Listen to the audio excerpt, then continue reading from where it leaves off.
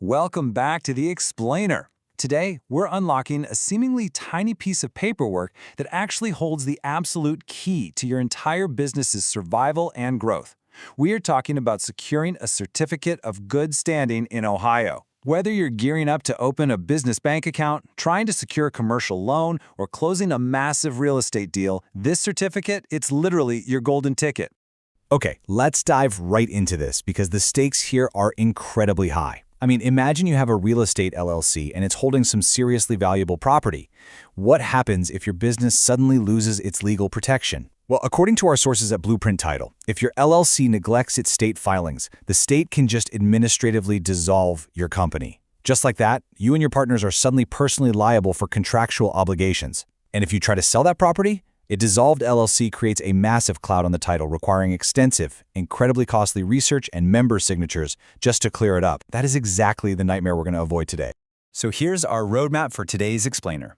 We're going to cover what is good standing, Ohio eligibility and requirements, the step-by-step application process, the expediting myth, common pitfalls and examples, and finally 6, maintaining your good standing. Whether you're a total beginner or a seasoned pro, we've got you covered. All right, let's start with Section 1, what is good standing? Blueprint Title actually hits the nail on the head here. They define it as a state-issued document demonstrating that a business is properly registered within a state, up-to-date on registration fees, and active. Think of this certificate as sort of a mix between a shield and a passport. While you don't really need it for your day-to-day operations, third parties absolutely demand it. You're going to need it when dealing with financial institutions for bank accounts or loans, when you're buying or selling real estate, or even when registering to do business in a completely different state. It's the ultimate proof that your company is, legit. Moving right along to Section 2, Ohio eligibility and requirements.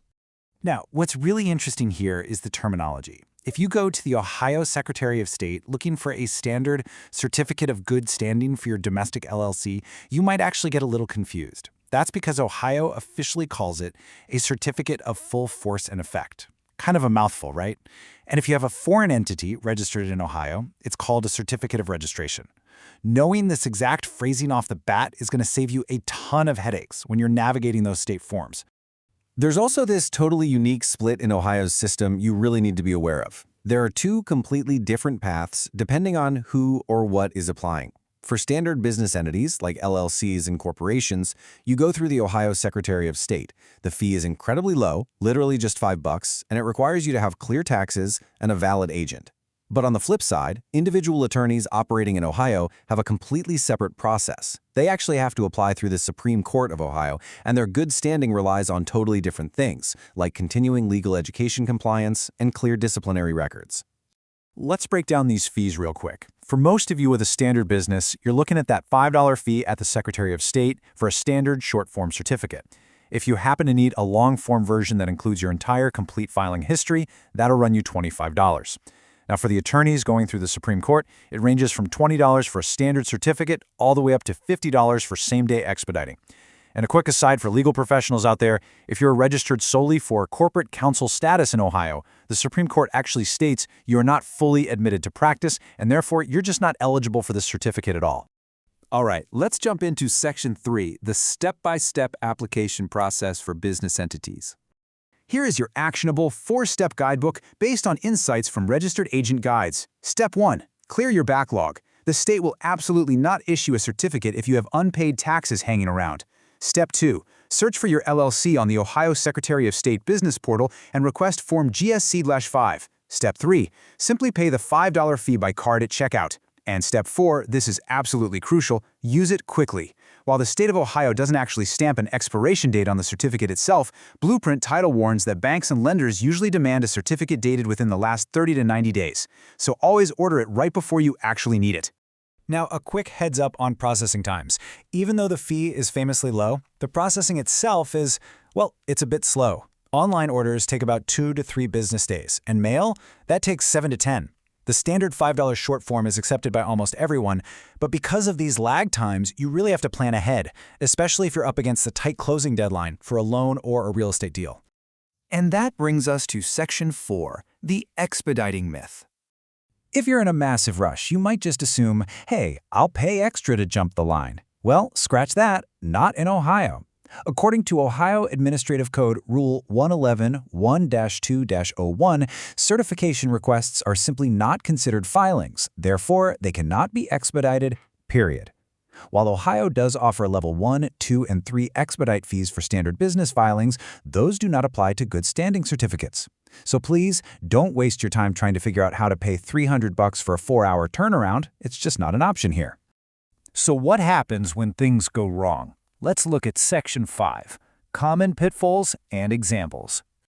According to Jill Grebery Law, business owners often lose their standing through what she perfectly describes as benign neglect.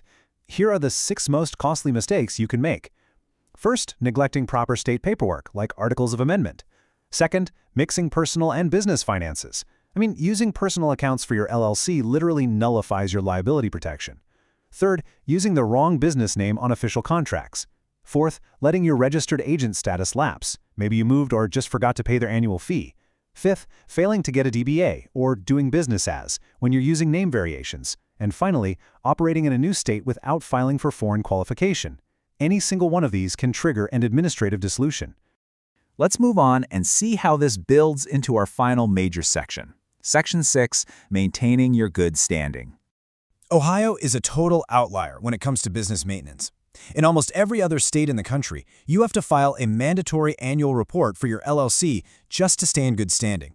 But, as Jill Grebery Law points out, Ohio and Alabama are super unique. Ohio does not require LLC annual reports. Now, because they don't use annual reports, Ohio relies almost entirely on the status of your state-appointed agent to determine if your business is active and compliant. And that brings us to yet another Ohio naming quirk. Most states call this person or company a registered agent.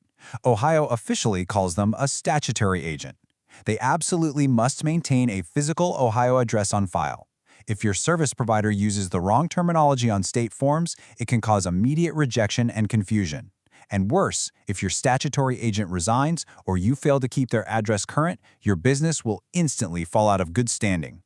So I want to leave you with a really crucial question based on everything we've looked at today. Is your business fully protected right now, or are you operating in bad standing without even knowing it? Seriously, don't wait for a lender to reject your loan or for a real estate title to suddenly cloud up to find out. I highly encourage you to go to the Ohio Secretary of State portal today and just check your entity's status. It takes like 1 minute and it could save you thousands of dollars and endless legal headaches. Finally, just a quick mandatory disclaimer to wrap things up. The information in this explainer is based on source materials accurate as of July 26, 2026. As we know, state requirements, processing times, and fees can and definitely do change over time. You should always independently verify current rules directly with the Ohio Secretary of State or consult with your own qualified legal counsel before making any big business decisions. Thank you so much for joining me for this explainer, and hey, here's to keeping your business in great standing.